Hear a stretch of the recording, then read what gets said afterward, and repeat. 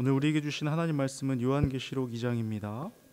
요한계시록 2장 12절에서 17절까지 말씀입니다.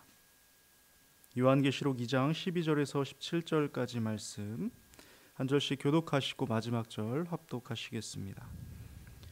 버가모 교회의 사자에게 편지하라. 좌우에 날선검을 가지신 이가 이르시되 네가 어디에 사는지를 내가 아노니 거기는 사탄의 권자가 있는 데라. 내가 내 이름을 굳게 잡아서 내 충성된 증인 안디바가 너희 가운데 곧 사탄이 사는 곳에서 죽임을 당할 때에도 나를 믿는 믿음을 저버리지 아니하였도다. 그러나 내게 두어 가지 책망할 것이 있나니 거기 내게 발람의 교훈을 지키는 자들이 있도다.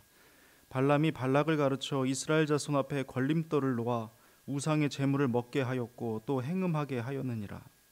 이와 같이 내게도 니골라 당의 교훈을 지키는 자들이 있도다. 그러므로 회개하라. 그리하지 아니하면 내가 내게 속히 가서 내 입에 검으로 그들과 싸우리라. 귀 있는 있는 자는 자는 성령이 교회들에게 하시는 말씀을 들을지어다. 이기는 그에게는 내가 감추었던 만나를 주고 또 흰 돌을 줄 터인데 그 돌 위에 새 이름을 기록한 것이 있나니 받는 자 밖에는 그 이름을 알 사람이 없느니라. 아멘. 한 분야에서 10년 이상의 경력을 가지고 있다면 아마도 전문가라는 호칭을 붙일 수 있을 겁니다. 많은 시행착오와 더불어 거기서 깨달은 노하우나 기술적 완성도에 이르기까지 한 우물을 10년 이상 팠다면 누구나 인정해 줄 수 있겠죠. 근데 제가 느끼는 교회 사역은 좀 다른 것 같습니다. 저는 결혼과 동시에 사역도 시작하게 되었는데요. 벌써 14년이나 되었더라고요. 거기다 학업은 아직도 마무리가 안 되었으니 솔직히 한 방면에서 10년 이상 공부를 하고 실무를 경험했다면 전문가가 되었어야 마땅한 일이겠죠. 그런데 누군가 저를 향해 전문가라 불러준다면 손사래를 치게 됩니다. 여전히 너무나 어렵거든요. 그래서 왜 그럴까 하고 생각해 봤습니다. 그랬더니 개인적으로 답은 좀 쉽게 나왔습니다. 경험한 여러 부서들을 떠올려 보니까 알겠더라고요. 저는 첫 사역을 아동부로 시작했습니다.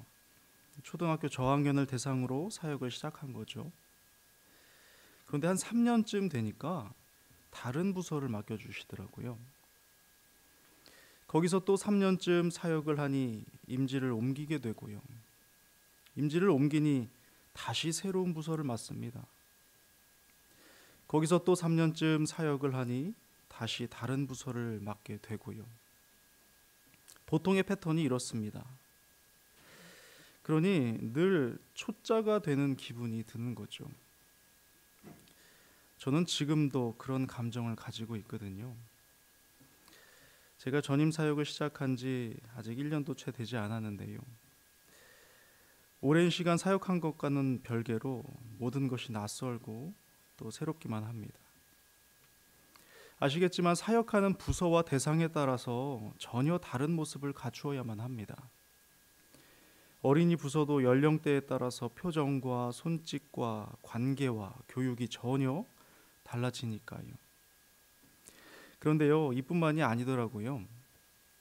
개인 대 개인으로 만남이나 양육을 하게 될 때 더 쉽지가 않습니다.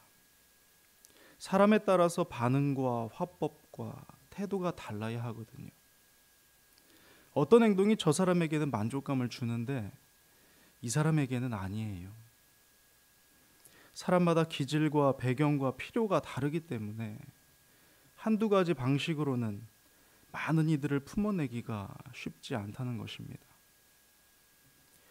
그래서 성경 말씀 그대로 매일 아침마다 새롭습니다.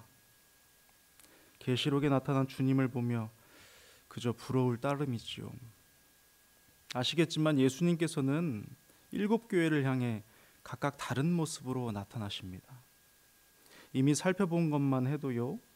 에베소 교회에는 7뼈를 붙잡고 계시는 모습으로, 서머나 교회는 알파와 오메가의 모습으로, 오늘 버가모 교회에는 좌우에 날선검을 가진 모습으로 나타나시죠.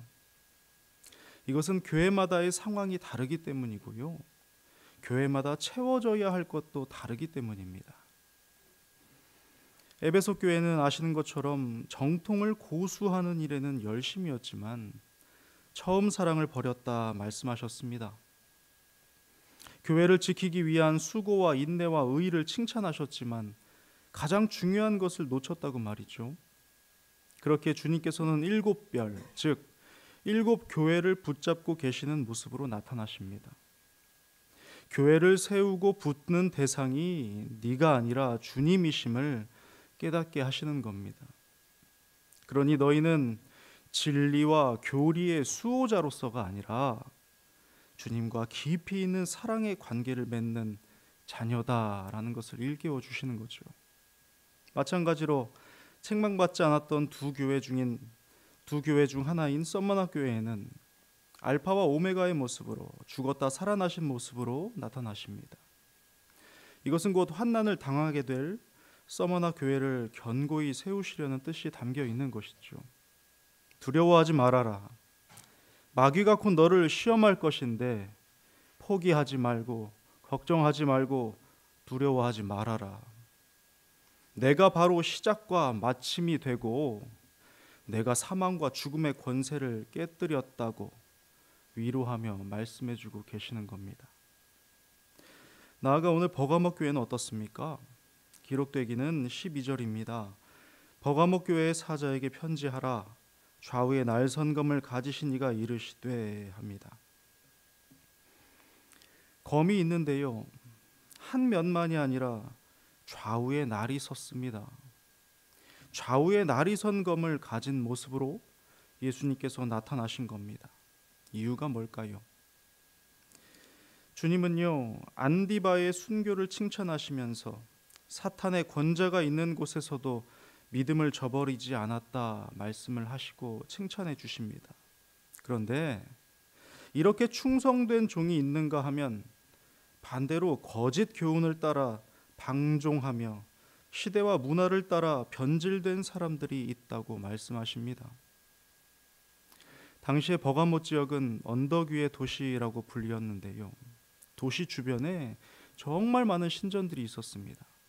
제우스, 아테네, 디오니소스, 그리고 타라얀 신전과 심지어 뱀 신인 에스클레피오스 신전까지 각종 신전과 우상으로 가득했습니다. 다시 말하면 우상 숭배와 황제 숭배가 판을 치는 이교적인 도시였다는 것입니다. 그리고 그곳에 이러한 자들이 있었다 말씀하시죠. 14절과 15절인데요. 네게 발람의 교훈을 지키는 자들이 있도다. 발람이 발락을 가르쳐 이스라엘 자손 앞에 걸림돌을 놓아 우상의 제물을 먹게 하였고 또 행음하게 하였느니라. 이와 같이 내게도 니골라당의 교훈을 지키는 자들이 있도다 합니다. 니골라당의 교훈이란 것은요, 인간의 구원에 있어 육체는 중요하지 않다 말하는 사람들입니다. 우리는 율법에서 해방되었기 때문에 육체가 짓는 죄는 정죄의 대상이 아니다 말하지요. 육신은 악이요 영만이 선함으로 육신으로는 무엇이든 할 수 있다는 교리를 가지고 있었습니다. 무엇을 말합니까? 방종의 극치였던 것이죠. 그런 이들을 향해 주님께서 말씀을 하시는 겁니다. 16절에 그러므로 회개하라. 그리하지 아니하면 내게 속히 가서 내 입에 검으로 그들과 싸우리라 하십니다. 이러한 이단적 사상은 지금도 교회 안에 만연합니다. 우리가 잘 알고 있는 신천지나 구원파나 하나님의 교회 같은 그런 이단들보다 무서운 것이 바로 교회 안에 내재되어 있는 그러한 우상적, 이단적 사상인 것이죠. 우리가 예배 처음에 고백했던 신앙의 고백이 있습니다. 이 신앙의 고백과 충돌하는 여러 가지 사상들이, 사견들이 교회에 만연하고 있다는 것입니다. 창조에 있어서, 예수 그리스도에 있어서, 성령에 있어서, 교회 생활에 있어서 자기 마음대로 해석하며 내 육신의 즐거움을 쫓아 살아가는 이들이 많다는 것입니다. 교회 안에서는 예수 그리스도의 신성과 인성을 부정하는 사람들도 많이 보게 됩니다. 예수는 단 하나의 선지자일 뿐이라고, 예수의 신성, 예수의 하나님 되심을 부인하는 이들도 많이 만나보게 되고요. 창조에 있어서도 성경에 기록된 그 창조의 질서를 믿음으로 고백하는 자들보다는 여러 가지 사견과 과학적 사조로 그것을 더하고 빼는 일들도 참 많이 보게 되지요. 성경에 있어서도 마찬가지이고요. 교회 생활에 있어서도 마찬가지입니다. 교회 안에서도 얼마나 다양한 모습으로 예배와 신앙 활동을 하는 사람들이 있습니까? 저마다 자신이 옳다고 말합니다. 기준이 내가 되어서 예배하며 주를 섬기는 일들도 너무나 흔한 모습으로 볼 수가 있는 것입니다. 여러분, 우리가 주의해야 할 것은요, 이제 교회 안에 퍼져 있는 이러한 방종임을 잊지 말아야 합니다. 그것이 우리의 신앙생활을 더욱더 좀먹고 우리를 쇠퇴하게 하는 일임을 잊지 말아야 할 것입니다. 주께서 오늘 양날의 날선 검으로 나타나신 이유는 타협이 없다는 것을 말씀합니다. 좌우에 날이 섰다는 것은 어느 곳에서도 타협의 기미가 있지 않다는 것을 우리에게 보여주시는 것이죠. 그러한 주님께서 우리에게 말씀하십니다. 17절입니다. 귀 있는 자는 성령이 교회들에게 하시는 말씀을 들을지어다. 이기는 그에게는 내가 감추었던 만나를 주고 또 흰 돌을 줄 터인데 그 돌 위에 새 이름을 기록한 것이 있나니 받는 자밖에는 그 이름을 알 사람이 없느니라 하십니다. 귀 있는 자는 들으라 말씀하시지요. 귀가 닫혀 있는 자는, 가리워진 자는 들을 수 없다는 것을 전제하고 계시고요. 그리고 그렇게 방종의 삶에서 이단적 사상과 사견에서 벗어난 자들이, 그들이 구원받으며 주의 만나를 취할 것이라 말씀하고 있습니다. 만나는 아시는 대로 생명의 양식입니다. 참된 생명을 가질 자는 이 방종에서 벗어난 자임을 말씀하고 계시고요. 또 흰 돌이라는 것은 구원의 증표입니다. 생명의 양식과 구원의 증표를 받게 되는 일들이 바로 타협하지 아니하는 자들, 좌우의 날선 검 앞에서 부끄러움이 없는 자들임을 우리는 잊지 말아야 할 것입니다. 오늘 우리에게 주시는 말씀을 기억해야 하겠습니다.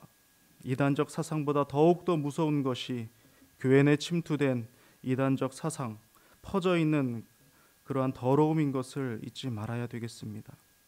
오늘 우리가 하루를 살아가며 주 앞에 순결한 모습으로, 방종함 없는 모습으로 살아가기를 예수 그리스도의 이름으로 축복합니다.